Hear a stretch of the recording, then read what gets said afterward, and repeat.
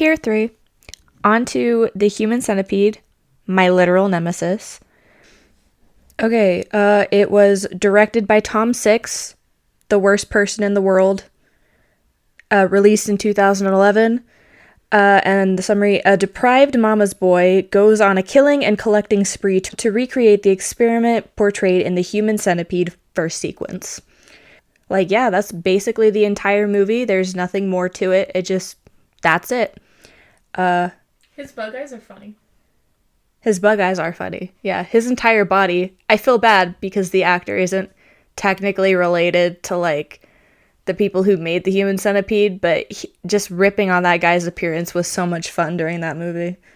It was the only entertainment. It was the only entertainment because the rest of it was just pure pain. I decided the first one I wanted to do was the human centipede 2, since the last one I watched on tier 2 was the human centipede. And I figured I've seen the first one, I've seen the third one, and neither of them got me. I thought they were pussy shit. And then I made my friend watch the human centipede 2 with me, and now I'm a different woman. Like, I watched Martyrs and found its level of disturbing to be a little overrated. Like, I mean, they did skin a girl, but up until that point the beatings were a little it was whatever. So safe to say I'm a little bit of a badass, but this shit got in me. My notes just say in all caps, he fucks the centipede. He fucks the centipede.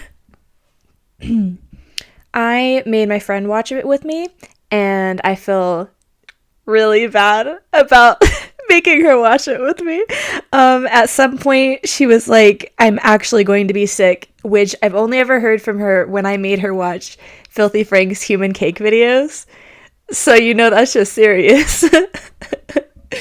And then, again, in all caps, my notes just say, he masturbates with sandpaper. It was fucked up. I hated this experience. In all reality, it probably is a 10 out of 10 on, like, the disturbing scale, because of the knees. It probably is a 10 out of 10, but I don't want to give it a 10 out of 10 because my version of 10 out of 10 is, like, serious shit, like psychological stuff that fucks with you for years, you know? So, like, Martyrs is getting up there. It's not quite a 10, but it's up there, you know? This shit was certainly, wow. Like, at least Saw had a fucking plot, I swear to God. Excuse me for liking a little meat to my sandwich. These movies only exist to be shocking, and it enrages me. Enjoyment, 0. If I could rate it lower, I would, because I hated that entire experience. Originally, 1 was the baseline for if I hated a movie, but we're breaking records here. Pain is a 9, not a 10, out of pure fucking spite. And gore gets a 10. Like, it did it. It got me. Alright. Tetsuo the Iron Man. Released in 1989, directed by Shinya Tsukamoto, a metal fetishist, driven mad by the maggots wriggling in the wound he's made to embed metal into his flesh, runs out into the night and is accidentally run down by a Japanese businessman and his girlfriend. The pair dispose of the corpse in hopes of quietly moving on with their lives. However, the businessman soon finds that he is now plagued by a vicious curse that transforms his flesh into iron. Damn, it's a long-ass summary. And still, like, you get the summary. I read the summary before I saw the movie, and I was still confused throughout the entire thing. I get it that it's like a cult classic, but you know what? I didn't like it all that much. Like, the directing style was pretty cool. It inspired me, made me feel things I haven't felt in a fat minute. But Stop motion. What? The stop motion they use. Yeah, it was sexy. I liked it. Yeah. Watching this movie kind of feels like that moment right before the high hits where you're in a limbo I'll let Euphoria explain that shit. And then it happens. That moment when your breath starts to slow.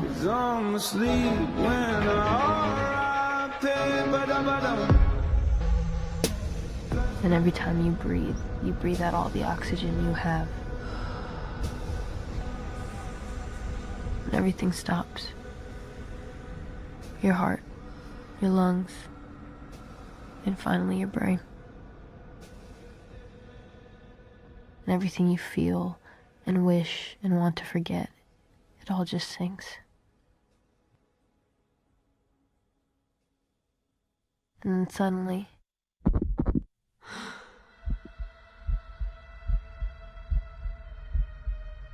you give it air again, give it life again. And then over time, that's all I wanted. Those 2 seconds of nothingness. It made me uncomfortable, but didn't necessarily disturb me. I like all of the symbolism from like homosexuality to sex to whatever the fuck else that movie was about. I don't know. Basically, it's just like a bunch of snapshots of a story. They sort of connect, but not well enough to make a cohesive story. Yeah, not well enough to, like, understand what's going on. Yeah, like, you're confused the entire time. Like, I figured out what was happening because I read the summary. Basically, through their love, it's in quotes, so I'm assuming that's a direct quote from the movie, they changed the world. So I don't know whether this is a movie about... So they specifically said one of the last lines is, our love will change and take over the world because the metal thing. Yeah. I don't know whether this movie is a commentary on technology, sex, or homosexuality. Or all of the above. Yeah, all of the above. A girl in it dies from a mechanical dick. He has a boner and it's like a power drill. It's great. I really appreciated the directing style. All the stop motion shit was hella cool. The black and white helped the practical effects so it looked more realistic. And overall, this movie was visually very badass.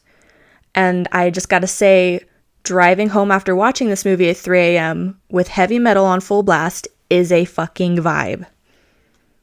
Enjoyment 5. Pain 5. Gore 5. Okay, Martyrs. I think this is probably my favorite on the list. I agree. Okay, released in 2008, directed by Pascal Laugier.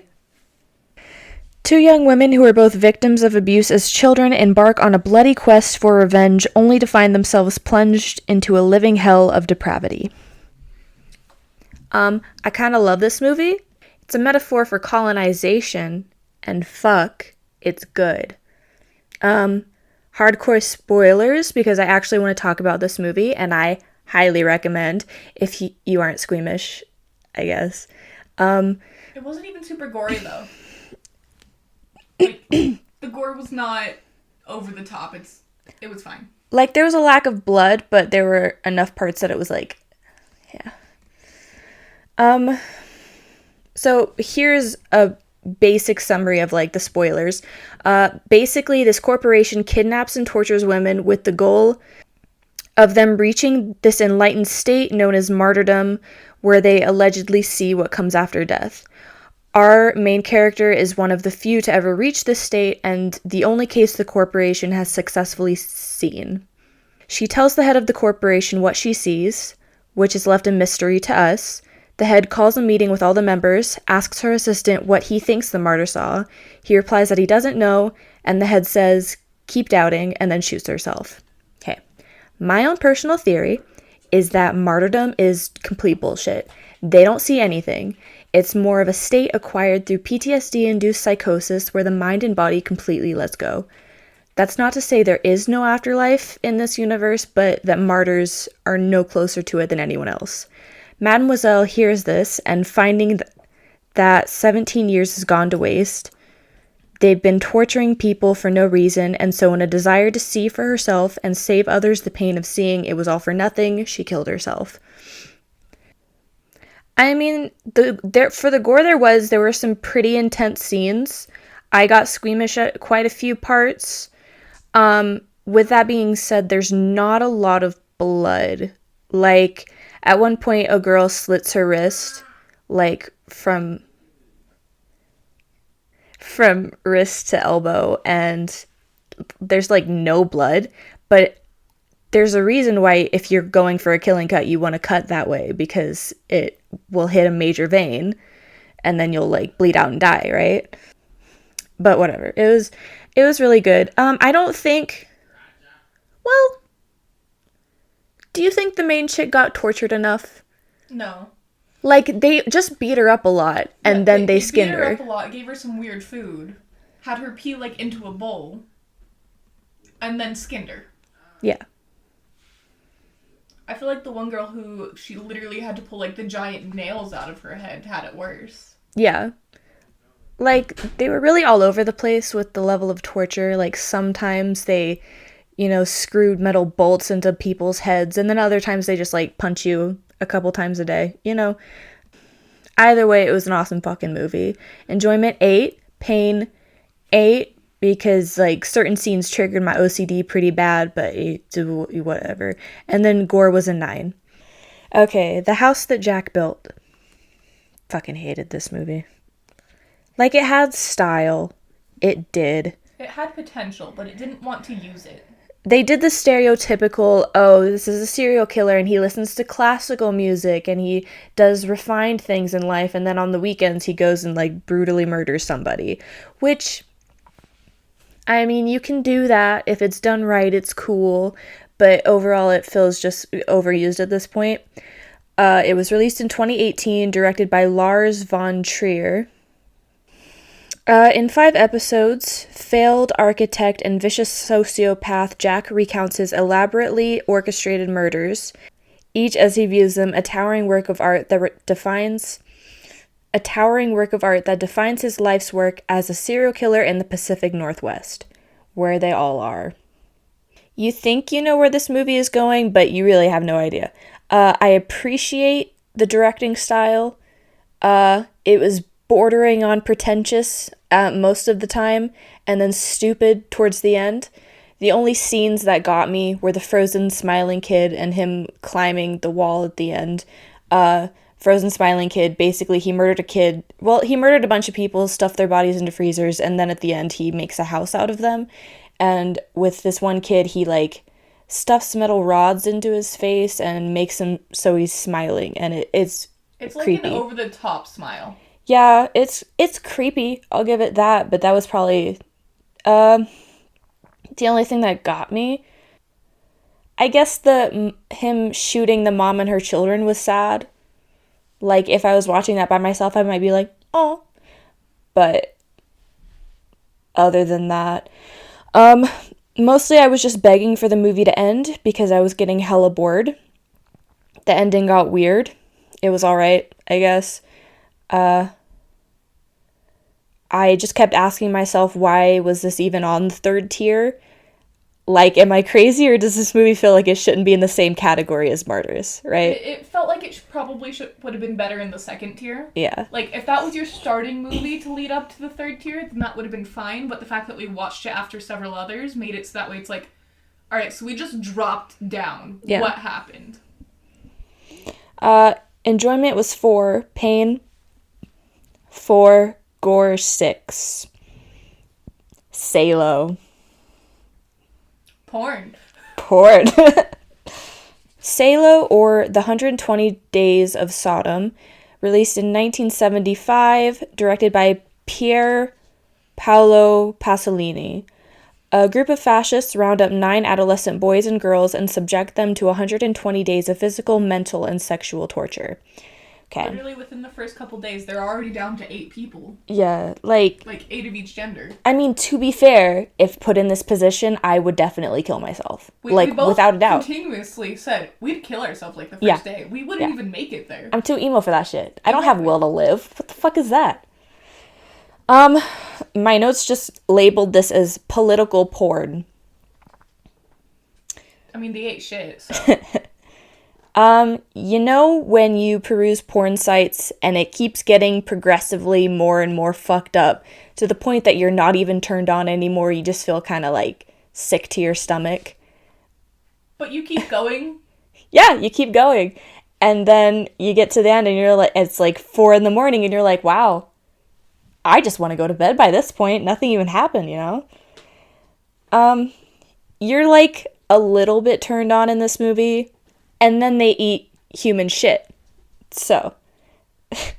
Hey, they ate bread at one point. It had nails in it, but they ate bread. Yeah. What, that one dude... The one dude, got pissed on. Yeah, I was gonna say that, but he didn't consume her piss. Nah, he just got pissed on. Yeah, which is, I'd say this movie has done successfully what really no other movie has managed to do and get, progressively more and more fucked up until by the end you just feel, sick to your stomach.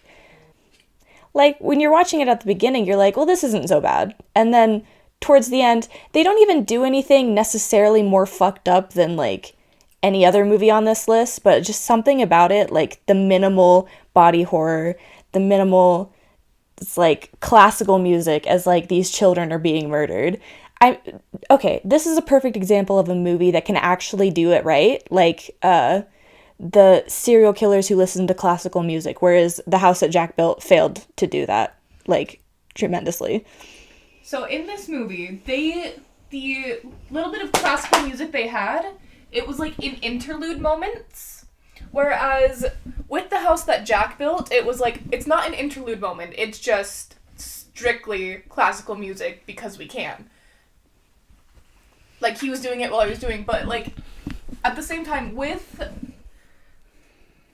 the 120 days, it was while they were building up what they were going to do next that they had the music, whereas Jack, it was alright, so he's already done the thing, there's no point in doing the thing, so we're gonna listen to classical music while he's doing whatever he's doing, even though there's not really a point. Whereas 120 Days, because it was an older movie, and they literally had someone playing the piano as they were building up the story, having the people talk about the story, and what was going to happen next, leading up to it, it made it so that way it was more appealing. Because it wasn't over the top, it wasn't too little, but it was still moving the story along. Up until the pianist killed herself. Yeah, did she? Oh, yeah, she did, huh? Yeah, she jumped out a window. Yeah. There was very little gore in that movie. Yeah, very little. And even the gore it did have was from a faraway distance so that you could, see what was happening, but it wasn't, close up. Yeah, when they popped the one guy's eye out with a knife. Yeah. You could see that they were taking out his eye, but there was, no actual blood coming out when they did it. But it was far enough away where you would be oh yeah, there should be blood there. Didn't they try and set a dick on fire in that? Yeah. Yeah. It's not particularly gorier than most, but it builds up slower and slower, just like paint drying until you're staring at a whole painting. I think it has a nice commentary about, classism and the atrocities of war, and it succeeded in what it set out to do, but I don't know that I'd ever watch it again. Honestly, it was a very depressing experience. It did drag at certain points. And then my notes are I literally just watched 2 hours of porn with my friend. And that was what we did. And then, in all caps, this movie rapes you. It does, though. Yeah. Because, you're not expecting it, but suddenly it's very much so there and right in your face. And although you want it to stop at the same time, because, it is building up just enough that you have to keep going to the point where when it's finally done, you're I never want to see this again. What the heck? Yeah. Yeah. I was a little bit turned on, but I didn't want to be. It was a bad experience. I was very confused because I watched Midsummer with my parents and laughed because I thought their discomfort was hilarious. But this shit got me. Can't believe that. So in Midsummer, when there's like a hot moment of like that sex scene, it's like only there for literally a minute and then it's gone. Whereas Midsummer, with Midsummer, it was there for a moment. 120 Days, it was constant. No matter what you did, there were constantly like either tits and dick out. Yeah. Constantly. Enjoyment 6, pain 8, gore 5, and this is unfortunately the point where I reveal my fourth mystery meter.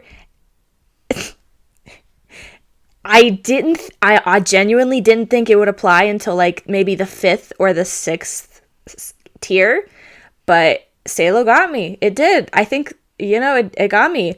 The fourth mystery scale is the moist meter. So how aroused were you while consuming this piece of media?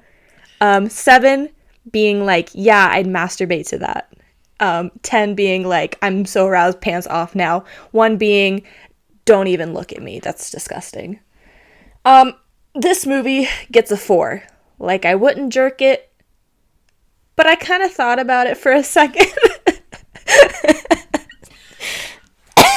Also, we had to get a third opinion on how to draw that scale for you guys. Yeah, I went and asked my brother on a scale of 1 to 10, at what point would he masturbate to something he found attractive?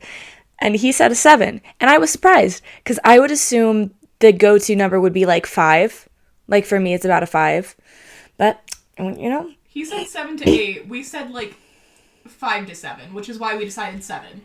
My scale basically goes from 2 to 10, essentially.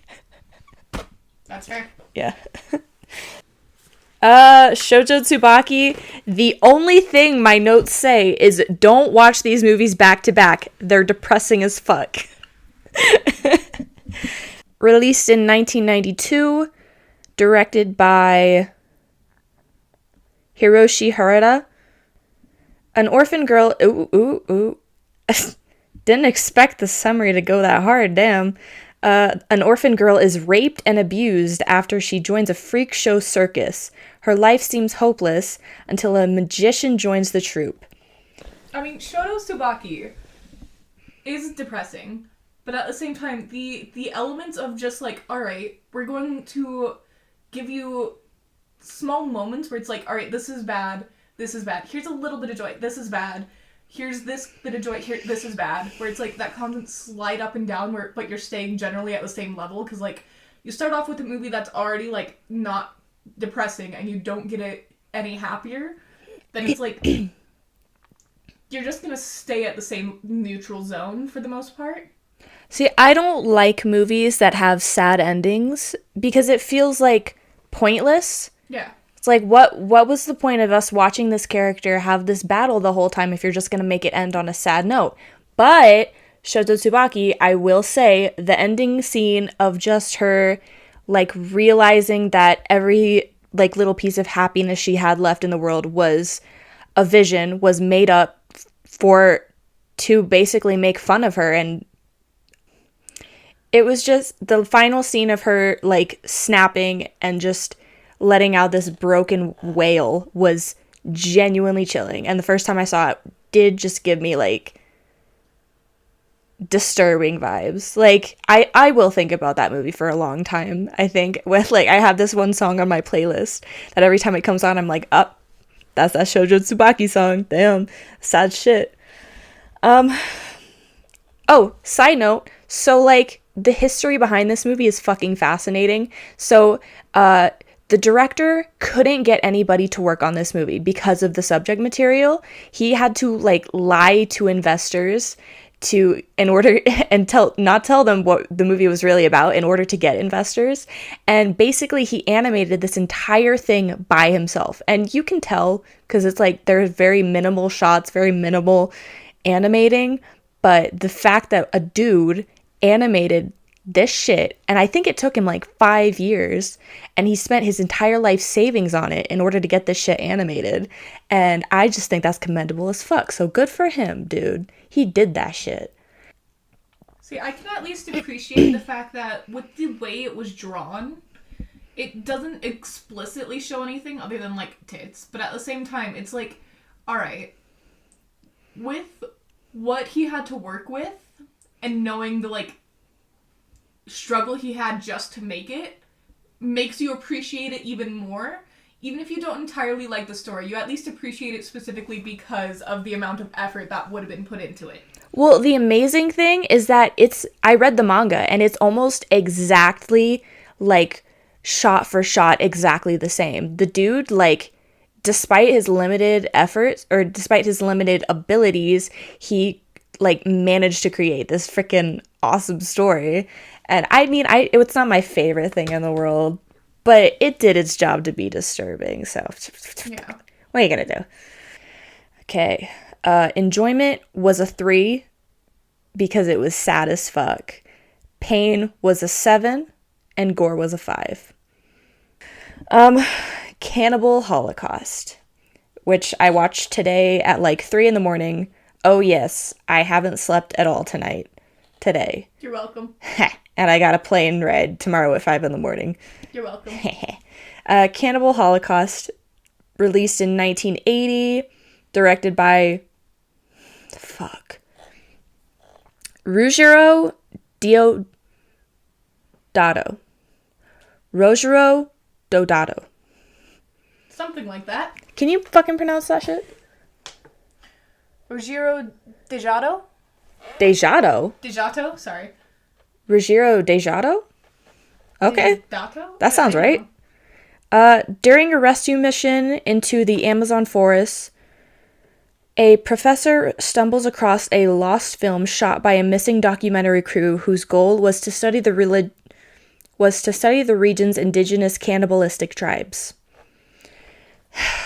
This movie started off, and I thought it was going to be a typical 70s movie full of, like, blackface and calling natives savages and just, totally trashing on them.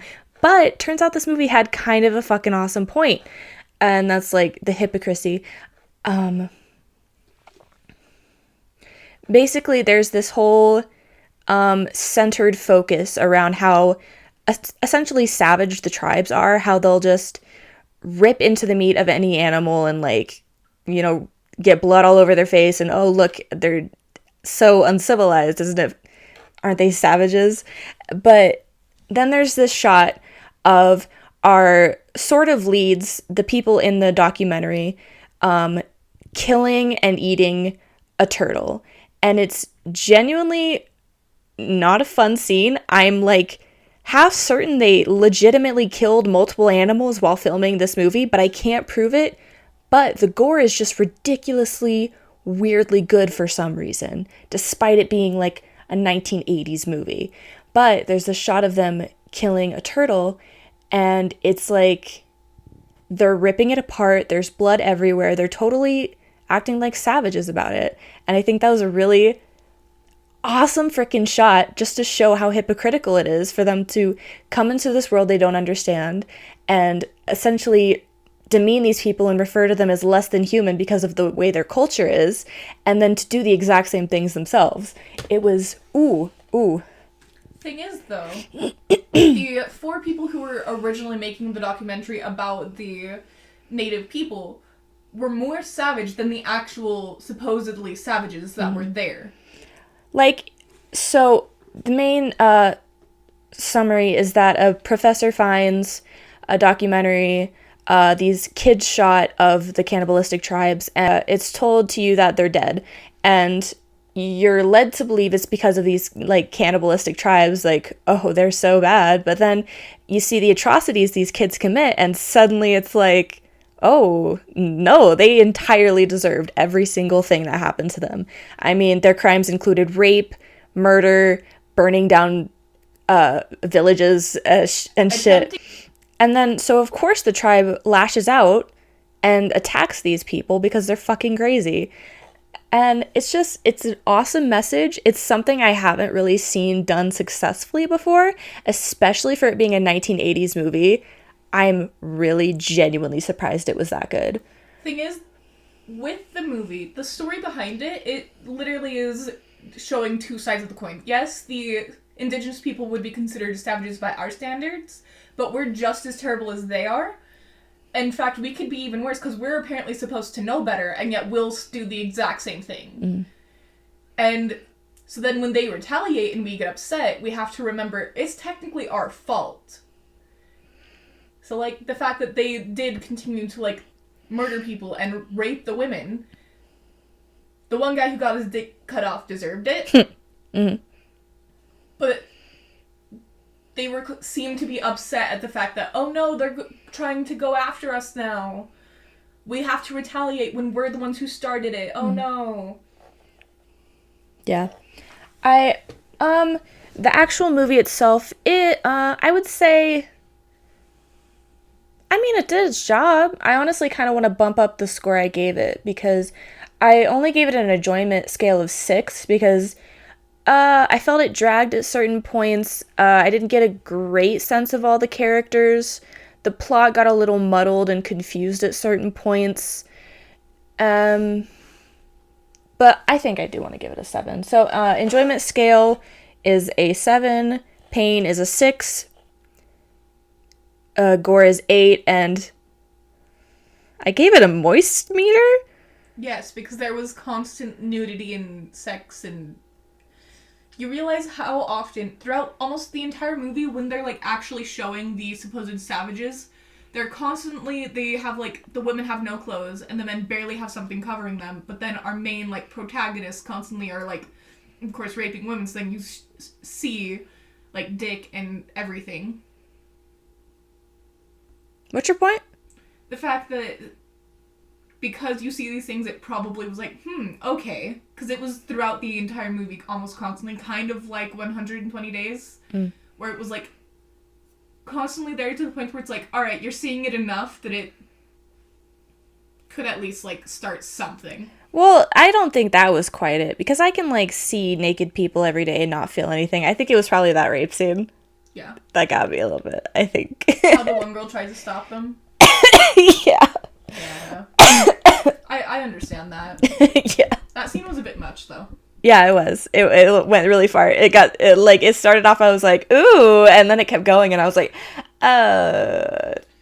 Like, the fact that they had the one guy filming, and the girl was like, alright, are we gonna make a porno? No, we're trying to make a documentary. Let's stop. And they kept filming, and it was like, you know what, we're gonna switch. You're gonna come over here and take your turn, to the guy who was filming. To the point where now, at that point, 2 of the guys had raped this indigenous woman, and this one guy was holding her down. And so then the girl that was with the group of the, like, people making the documentary was like, we're done.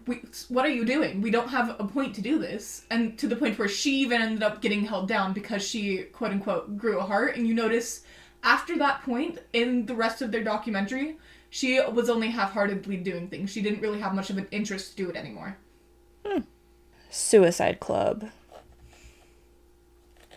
So I tried to go to sleep during this movie because I was bored. I think I only managed to sleep for about 5 minutes.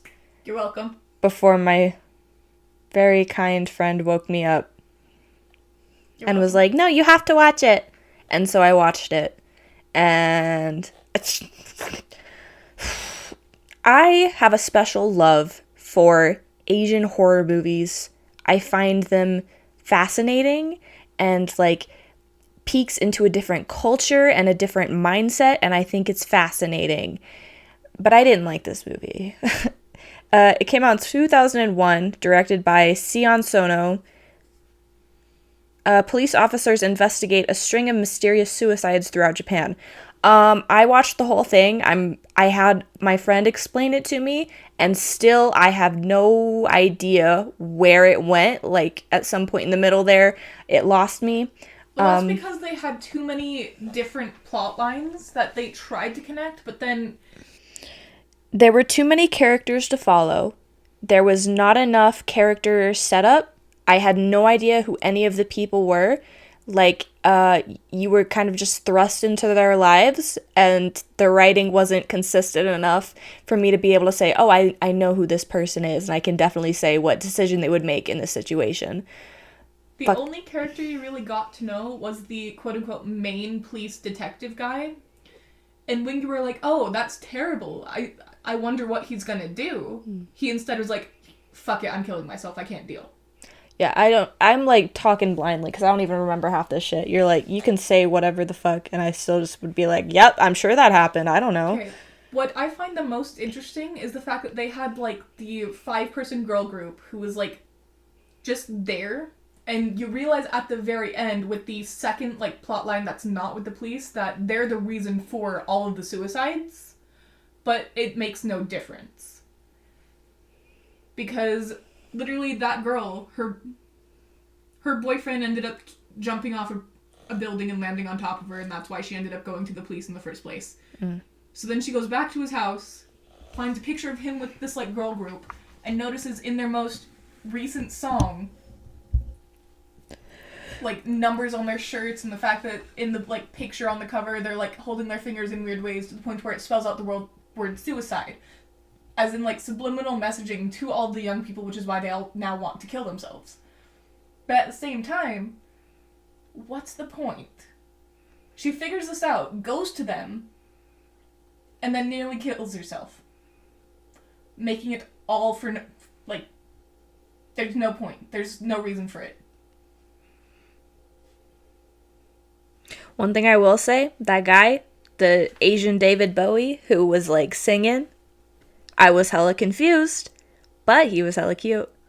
See, that's another storyline. That's, like, out of the 3 storylines, he just was randomly put in there to try and take credit for everything when there was no point to having him in the story at all. But he did have a nice song. He was just there to be there and to be a scapegoat, but not even a successful one, because he literally had no point to be there. Yeah. This movie was about peer pressure or life or something. Definitely won't rewatch it. I was bored as fuck. The gore was incredibly unrealistic, and I wouldn't consider this disturbing at all. Like, Tusk was more disturbing than this fucking shit. The blood was orange. The blood looked like, I mean, it just looked like it really looked bad. It was way too watery, and it was orange. I just, it's one of those movies where I'm like, why is it on this tier? Like, we're good. Okay. Clearly, if we moved the house that Jack built, and specifically this movie, onto the second tier, I feel like they would have fit better there. Because if we move those to the second tier, then all of the rest of the movies would all be, like, really disturbing. Those two brought the entire level of the tier, like, disturbingness down. Yeah, I'm already at a point where I want to add and get rid of certain stuff to this list. Because, it is subjective. Because, like, a person made this. And I don't know if he, like, proofread it with anybody, but fucking whatever. Suicide Club, Enjoyment 3, Pain 2, Gore. Is 5 accurate? I mean, there was quite a bit of blood, because, like, literally in the opening scene, if you remember, all of the, like, 54 girls jumping in a train, and then it showing just constant, like, orangish red blood, and then the people jumping off the building and having blood just go, and then the ear that was just on a windowsill, and, like, them taking out random chunks of skin and then stitching them together. So, like, yeah, the gore being a 5 makes sense, but the gore was not done well. So Gore 5. Yeah. A Serbian film. Fucking hate this movie as much as I hate A Human Centipede. Okay, released in 2010. Directed by... that's not even a real name. Oh my... Look at that shit. That shit's just keyboard smashes. That is, yes. Directed by Spazojevic.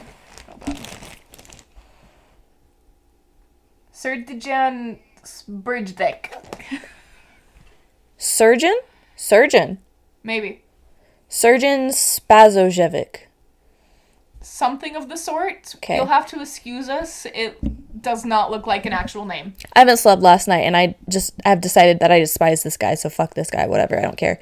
An aging porn star agrees to participate in an art film in order to make a clean break from the business, only to discover that he has been drafted into making a pedophilia and necrophilia-themed snuff film.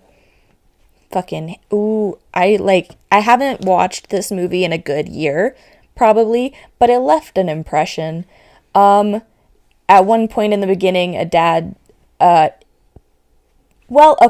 movie starts with the son watching his father's porn flicks, and then later on the father is, like, teaching his son how to masturbate, and the son starts to try and masturbate while the dad is with him.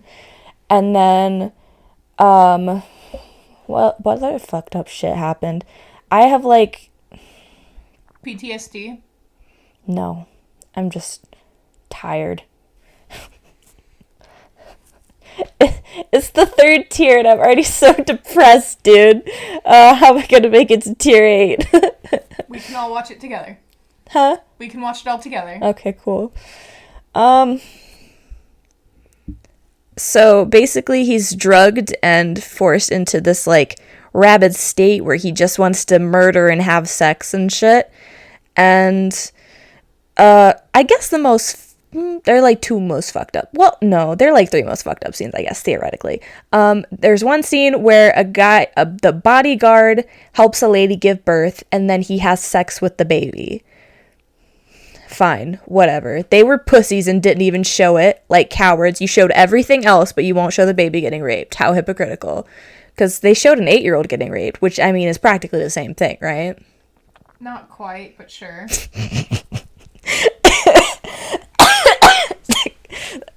Okay, you have to remember, an 8-year-old is at least large enough to be like, oh, hey, that's fucked up. But it's like, you can at least be like, okay, they're at least big enough. Whereas baby, it's like, oh, fuck. I would say it's like the same thing. It practically is. But at the same time, the 8-year-old, it's like, it's still terrible. Don't get me wrong. But the fact that it's like newborn baby is part of why the baby is more fucked up than the 8-year-old. See, the director's whole point behind that, his iconic symbolism was to say, like, well, you know, when you're born, the world essentially fucks you over. So this is just me expressing that in a movie. Yeah. Which is the most pretentious bullshit. He just wanted to show a baby getting raped. That's all he wanted to do. He just wanted to, like, cause a scene and start shit. He successfully did so. Yeah, because so many people will call this the most disturbing movie ever, and I guess subjectively enough fucked up shit happens in it that, yeah, it probably is, but it doesn't mean it was disturbing for any good reasons. It's just disturbing because some dude managed to think up the most creative way to be fucked up and put it onto a screen. Like, if you want a legitimately good disturbing movie, how about something that you think about, like, that eats away at you or whatever, has, like, more meaning to it than the bare bones bullshit. Another scene, so the dad goes into a room and he's being filmed and he finds a bed with 2 bodies that are, like, covered up. And so he goes to have sex with one of the bodies and he finds a little bit of resistance, but he, like, forces himself in there anyways. And then it's later found out that, oh, that was his 8-year-old son. He raped his 8-year-old son. So, you know, it was a lot. And then at the end, basically the entire family, like the dad, the son, the mom, they all kill themselves because they're like, that's too fucked up, we can't deal with that. And then cops come onto the scene, discover the bodies, and basically the cops are like, well, guess we're gonna fuck them now. And one of the cops is like, I want the little boy first. So it's just like, there's no point to any of it. It's just like fucked up for the sake of being fucked up, and I don't like that movie. It's not even directed well. For further context, I have rewatched every single movie on this list, even if I've already seen it a million times, except for this movie. One viewing was enough. Like, I guess I can commend it for having a point unlike some of these other movies, but if your movie has a deeper meaning, but it sucks, then it just comes off as pretentious, and that's probably worse than just being a bad movie. Enjoyment 1, pain 7, gore 5. And then Pink Flamingos, the final movie. Don't watch this movie while you're in a depressive state. It will make you want to kill yourself. There's like a 5-minute clip of them just talking about eggs to their Eggman. And I get that this is a cult classic, and I can understand that mindset. But I didn't like this movie. There were a couple scenes where I was like, huh, got him. Like, there's this interview scene towards the end where she's just giving one-word answers to everything, and it's pretty hilarious. They ate dog shit, like, in real life. The actor ate dog shit. And again, I just don't understand why this movie is on this tier. Doesn't make any sense. Enjoyment 6, pain 1, and gore 3. And then one thing I will say is that the level of depravity these boomers have managed to showcase is astounding.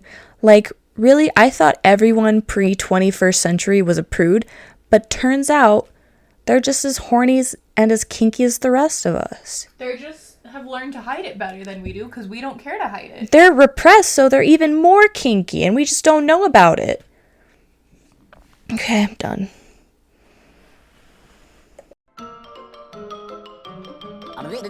That's all, folks.